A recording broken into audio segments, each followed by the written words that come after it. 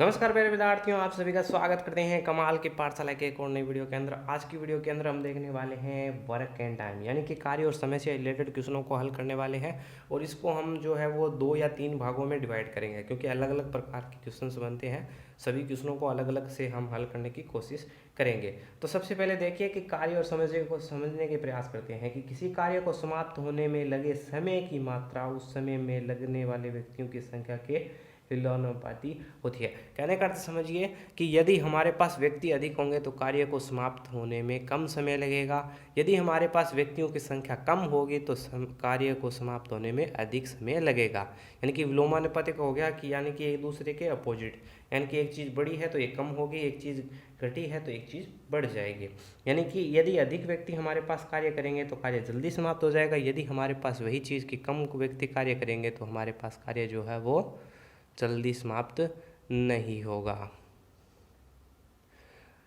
अब आप देखिए, पहले क्वेश्चन से हम समझने का प्रयास करते हैं, यानी कि ये जो है वो सूत्र का निर्माण करेंगे। सबसे पहले देखिए कि यदि किसी व्यक्ति द्वारा एक दिन में किया गया कार्य 1/n भाग है तो वह n दिनों में पूरे कार्य को संपन्न करेगा।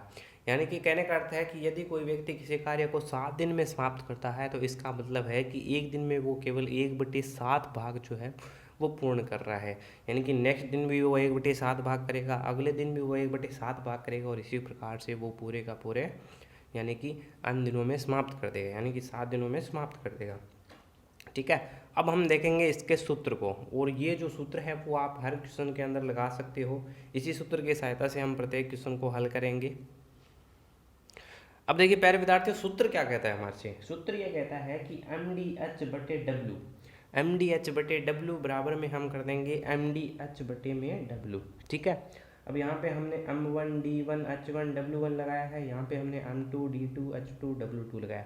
अब आप समझिए कि M1 और M2 जो है वो व्यक्तियों की संख्या बता रही है।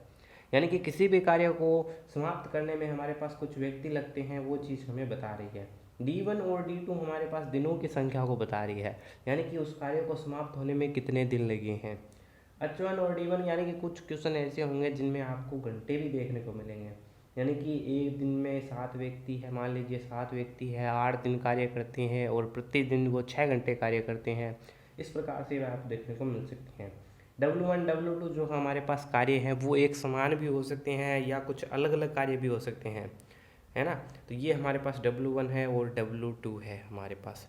अब इसको और अच्छे से समझने के लिए सबसे पहले आप एक प्रश्न को देखिए, जिससे कि आपको आसानी से समझ में आएगा। अब आप प्यारे विद्यार्थियों इस क्वेश्चन को देखिए ध्यान से कि 3 व्यक्ति 8 घंटे प्रतिदिन कार्य करके एक कार्य को 12 दिन में पूरा कर देते हैं। अब देखिए इनमें कौन कौन सी चीज़ें आई। पहली तो हमारे पास M1 यानी कि व्यक्तियों की संख्या आई है। दूसरी हमारे पास H1 यानी कि घंटे आए हैं हमारे पास। तीसरी हमारे पास D1 आई है, जैसे कि 12 दिन आए हैं। तो पूरा करते हैं तो 8 व्यक्ति 9 घंटे प्रतिदिन कार्य करते हुए उसी कार्य को कितने दिन में समाप्त कर सकते हैं। अब यहाँ से पूछ लिया है हमसे कि कितने दिन उसको लगेंगे।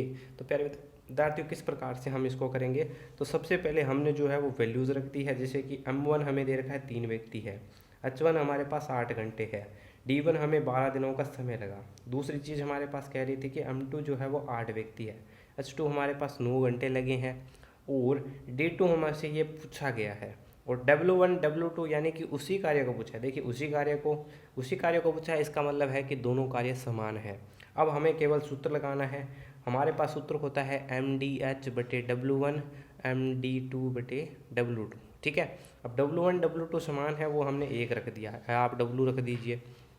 अब आप देखिए आपने हम में से सबसे पहले M की वैल्यू रख दी, इसके बाद में हमने यहाँ पे H1 की वैल्यू रख दी, फिर हमने दिन लगा दिए। ठीक है, इसी प्रकार यहाँ पे रख दिया। अब D2 आ गया। अब D2 के बराबर करने के लिए ये जो पूरी की पूरी संख्या है ये यहाँ पे भाग में आ जाएगी, यानी कि तिरछा गुना करते हैं वो हमने कर दिया है। अब इसको आप जब हल करोगे तो ये हमारे पास कितना आ गया, 4 दिन इसका आंसर आ गया। तो इस प्रकार से हम इसका आंसर आसानी से निकाल सकते हैं। ठीक है प्यारे विद्यार्थियों, अब अगला क्वेश्चन देखिए ध्यान से कि जो भोजन 42 सैनिकों के लिए 12 दिन तक चलता है तो वह 14 सैनिकों के लिए कितने दिन तक चलेगा। अब इसके अंदर देखिए कि आप कहोगे कार्य नहीं हो रहा है, तो ये चीज़ देखिए कि एक जो भोजन सामग्री है उसको खाने में जो है वो 42 सैनिक यदि 12 दिन लगा रहे हैं तो आप देखिए कि 14 सैनिक है जो कि काफ़ी कम हो गए हैं, वो कितने दिन लगाएंगे। अब आप देखिए कि यहाँ पे यदि हमारे पास विलोमानुपाती हमने कहा था, यदि हमारे पास व्यक्ति कम हो चुके हैं तो इसका मतलब है कि समय अधिक लगेगा। अब देखिए वही वजन है, इसका मतलब है कि W1 समान है, यहाँ पे घंटे नहीं दे रखे हैं, इसका मतलब है कि H1 बराबर हमारे पास H1 है। ठीक है, या आप कर दीजिए, देखिए कि हमने क्या किया, H1 बराबर H2 बराबर H कर दिया है। यहाँ पे देखिए H2 बराबर H1 है, हम यहाँ पे H रख देंगे, चाहे आप एक संख्या रख सकते हो।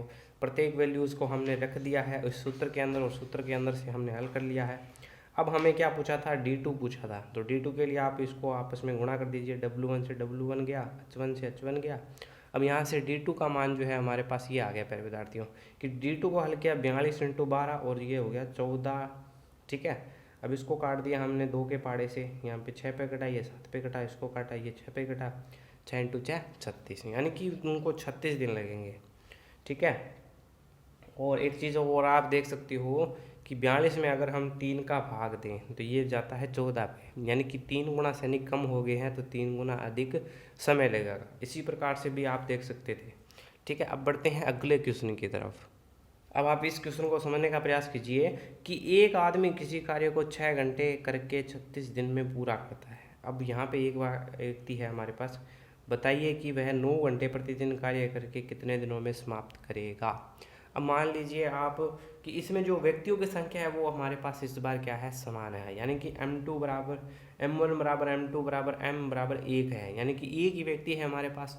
दूसरी चीज़ है कि हमारे पास H1 दे रखे हैं 6 घंटे और D1 दे रखे हैं 36 घंटे। अब यहाँ पे आप देखिए 9 घंटे हैं, इसका मतलब है कि उसने घंटों की संख्या क्या बढ़ा दी है, यानी कि 3 घंटे या 50% समय को उसने बढ़ा दिया है। ठीक है, इसका मतलब है कि अब हमारे पास जो आंसर आएगा वो हमारे पास क्या आएगा, हमने MDH से अपना सूत्र लगा दिया है। अब सूत्र के अंदर प्रत्येक जो है वो संख्या को हमने लिख दिया है। ठीक है, अब यहाँ पे हमने इसको लिख दिया है। अब देखिए कि यहाँ पे इसको D2 को हल करेंगे, D2 बराबर हमारे पास अब की बार कितने आ जाएंगे, 24 दिन आ जाएंगे, यानी कि पहले तो उनको लग रहे थे 36 घंटे, अब उनको लग रहे हैं केवल 24 दिन। ठीक है, 9 घंटे अगर प्रतिदिन कार्य करता है।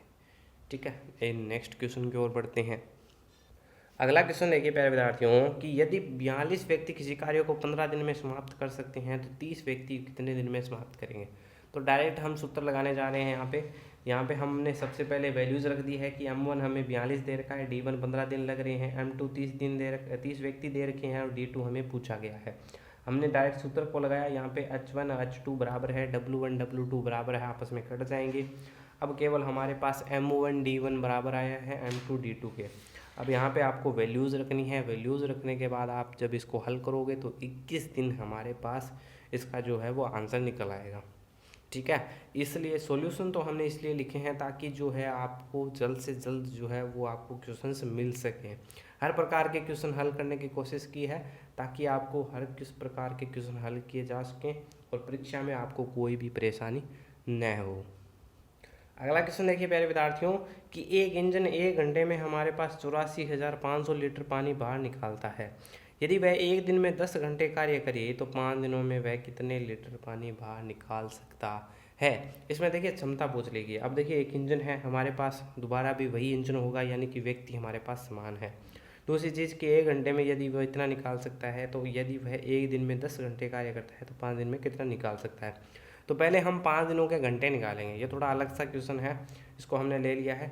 यानी कि एक इंजन अगर 84,500 लीटर पानी निकाल सकता है तो वह इंजन 10 घंटे में कार्य करके कितना पानी निकालेगा, तो हमने निकाल लिया कि 84,500 × 10 करके। ठीक है, अब जो हमारे पास आंसर है उसको हम 5 से गुणा कर देंगे और 5 से हुआ गुणा करने पर इतना प्राप्त हुआ है, यानी कि इकाई, दहाई, सैकड़ा, हज़ार, 10,000, लाख, यानी कि 4,22,500 लीटर पानी जो है वो 5 दिनों के अंदर निकाल सकता है। थोड़ा अलग प्रकार का क्वेश्चन था, इसको भी हमने ले लिया ताकि आपको देखने में अच्छा लगे। तो प्यारे विद्यार्थियों ये आज का अंतिम क्वेश्चन है। इसके बाद में हम इसका कार्य और समय का एक भाग और लेके आएंगे जिसमें 2 टाइप के और क्वेश्चनों को हल करेंगे। ठीक है, अब ये देखिए कि एक व्यक्ति अपने प्रति घंटे कार्य के लिए 15 रुपये पाता है। यदि वह 8 घंटे प्रतिदिन कार्य करके 5 दिन कार्य करता है तो उसकी कुल आय बताइए। उसी प्रकार का क्वेश्चन है कि 1 घंटे में अगर वो 15 रुपये कमाता है तो आप देखिए कि 1 दिन की कमाई कितनी होगी। देखिए 1 दिन वो 8 घंटे कार्य करता है, उसको 15 से हमने गुणा कर लिया, और अगर वो उसको 5 दिन की कमाई चाहिए तो इसको हमने 5 से गुणा कर लिया। तो ये जो कमाई है वो 15 × 40 आ गई, और ये आ गई कुल 600 रुपये। यानी कि वो 1 दिन के अंदर, जो 5 दिनों के अंदर है, वो 600 रुपये कमाता है। तो प्यारे विद्यार्थियों, ये थे कार्य और समय से रिलेटेड कुछ क्वेश्चन। अगले भाग के अंदर हम अलग प्रकार के क्वेश्चनों को हल करेंगे। 2 प्रकार के टाइप के क्वेश्चंस और बनते हैं हमारे सामने, उन क्वेश्चनों को हल करेंगे, देखेंगे किस प्रकार से उन क्वेश्चनों को हल करते हैं। तो प्यारे विद्यार्थियों, मिलते हैं आपसे एक नई वीडियो के अंदर जिसमें हम कार्य और समय के और क्वेश्चनों को हल करेंगे।